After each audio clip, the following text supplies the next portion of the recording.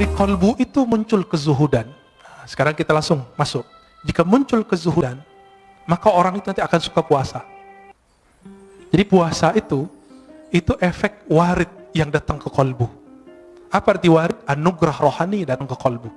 Zuhud itu nikmat yang lebih besar dari dunia dan seisinya. Orang kalau sudah masuk zuhud ke kolbunya, hidupnya kenyang. Nggak ada keluh kesah, kebahagiaan itu ada meskipun dunia tidak di tangannya. Tapi orang-orang zuhud bukan berarti dia orang miskin.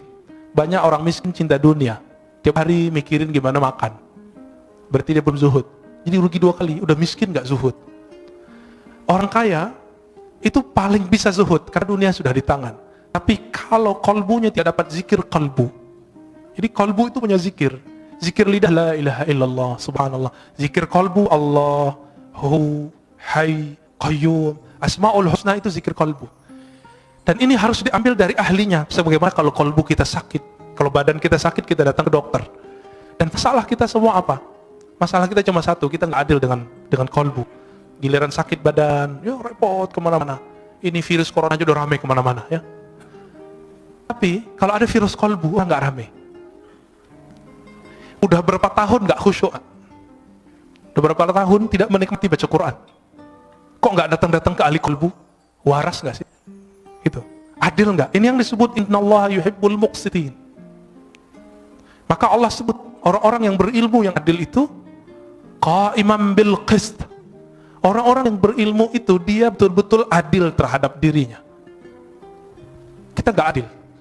Cari dunia dari pagi jam 6, pulang pun jam 8, 12 jam. Tapi cari akhirat, kita ajak setengah jam aja, bilang apa? Ustadz, saya ini sibuk. Ada seorang ibu-ibu minta diajarkan zikir, kita ajarkan zikir. Terus bilang, Ustadz, nggak ada zikir yang ringan, saya ini sibuk. Saya tanya, ibu umur berapa? 70. 70 karyawati, pragawati. ASN. Enggak, terus apa sibuknya? Bingung juga dia. Berarti selama ini kita ini sok sibuk. Dan semua orang mengundur amalnya sampai dia udah tua. Berarti warid belum datang ke kolbunya. Dia memulai amal selama ini selalu dari zahir, belum dari kolbu. Maka Imam Bahauddin Syah Naqsyaband mengatakan apa? Ketika orang sibuk dengan perkara zahir, maka kajian zikir pertama kami adalah zikir kolbu. Bidayatu tariqatina, nihayatu turuq. Awal dari cara zikir kami adalah akhir dari semua zikir yang dipelajari oleh orang-orang di luar. Itu manhaj beliau. Jadi orang kalau sudah sibuk zikir salat baru zikir kolbu. Kalau beliau enggak, kolbu dulu. Kenapa? Ala wahyal qalb. Inilah zikirnya ulama-ulama ahli kolbu. Jika masuk ke kolbu itu al-hirs. Hirs itu ada kesukaan, kerajinan, ya, ada perasaan senang. Maka orang ini akan rajin tahajud, rajin sedekah, rajin semua zikir itu kayaknya ringan di tangannya, ringan di lidahnya. Bapak salah makan Allah. Dulu seorang kawan saya berdoa, Allahumma adim alaina zikrak. Ya Allah, dawamkan zikir kami kepadamu. Saya tegur, jangan doa begitu. Yang Nabi ajarkan, Allahumma a'inni ala zikrik. Ya Allah, bantu aku menyebut namamu. Karena Nabi tidak pernah mengajarkan, ya Allah, dawamkan zikir di kolbu kami. Itu mustahil kecuali Rasulullah SAW.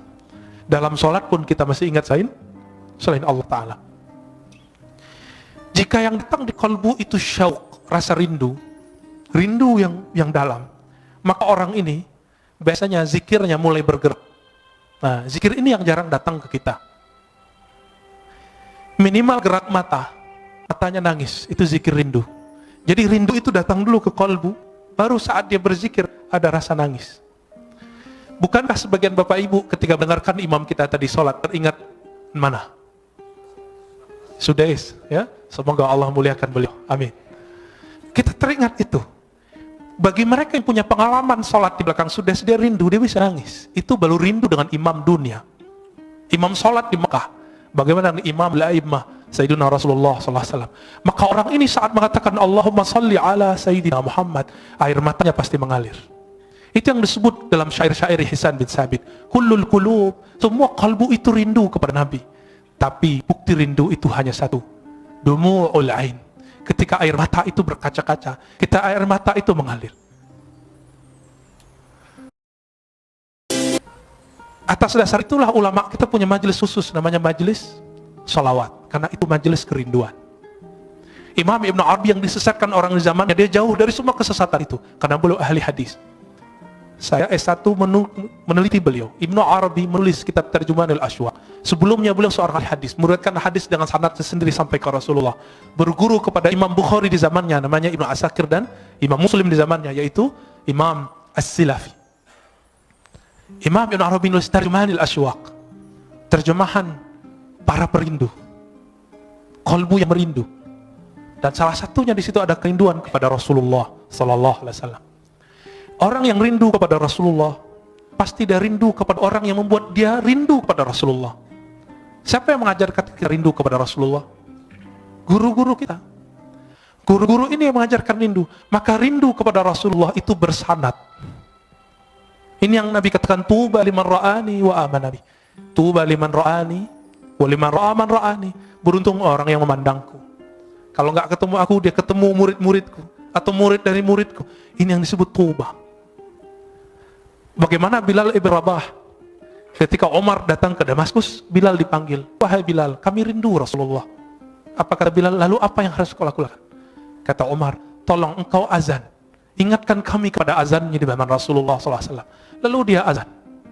Setelah sekian lama Rasulullah wafat, dia nggak mau azan. Kenapa? Setiap kali dia azan dia bisa pingsan. Itulah rindunya seseorang perindu. Dia bergerak, badannya bergetar ketika rindu. Kalau dia kuat, dia bisa terus. Jika tidak, dia pingsan. Dan Bilal bin Rabah sampai di asyhadu an la ilaha illallah, sampai di asyhadu anna Muhammadar Rasulullah. Ketika sampai di bagian itu, dia tidak sanggup lagi menahan tangisnya. Dia berhenti, tersenduh-senduh, baru dia lanjutkan. Bahkan di riwayat lain beliau pingsan. Itulah para perindu.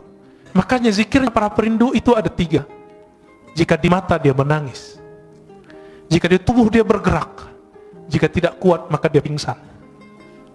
Inilah zikir-zikirnya qalbu. Karena sebab syauq datang, rasa rindu itu datang. Dan rindu itu sumbernya satu, al-mahabbah, rasa cinta kepada Allah dan Rasulullah. Bapak saudara makan Allah, terkadang kalau orang rindu itu gombal, benar nggak? Kalimat-kalimatnya aneh-aneh. Dalam ilmu zikir, ilmu qalbu disebut dengan syatahat. Apa arti syatahat? Kalimat yang melompat dari mulut karena gejolak-gejolak rindu dalam kalbu. Jika seseorang merasakan rindu tersebut, maka muncullah syatahat. Inilah yang muncul pada Imam Junaid, Imam Abu Yazid al-Bustami, bahkan imam seperti Al-Hallaj. Al-Hallaj mengatakan, ma fi jubbati illallah, di jubahku hanya ada Allah. Dia tidak dihukum karena dia ngomong itu. Tapi dia ketika mengatakan haji itu cukup di rumah, tapi itu ternyata bukan perkataan dia. Jadi dulu karena buku tidak ada copyrightnya, setelah itu bukunya tentang asrar haji disalin oleh orang tertentu, lalu ditambahkan di situ, haji tidak perlu ke Mekah, cukup di rumah. Ketika dihakimi, dibawa ke pengadilan, Al-Hallaj ditanya, ya Hallaj, hadza kitabuk? Hei Hallaj, ini kitabmu? Hallaj mengatakan, oh itu judul kitabku, tapi dia tidak tahu isinya. Langsung hakimnya mengatakan, taib, kamu zindik, kamu fasik, langsung divonis esok hari, dipenggal. Al-Hallaj wafat tahun 309 Hijriah. Kata Imam Al-Ghazali, seandainya aku jadi qadhinya, jadi hakimnya, tentu aku tidak akan mau hukumi gantung baginya. Itu kata Imam Ghazali. Tapi ya sudah, ya. Tilka ummatun qad khalat laha, ya.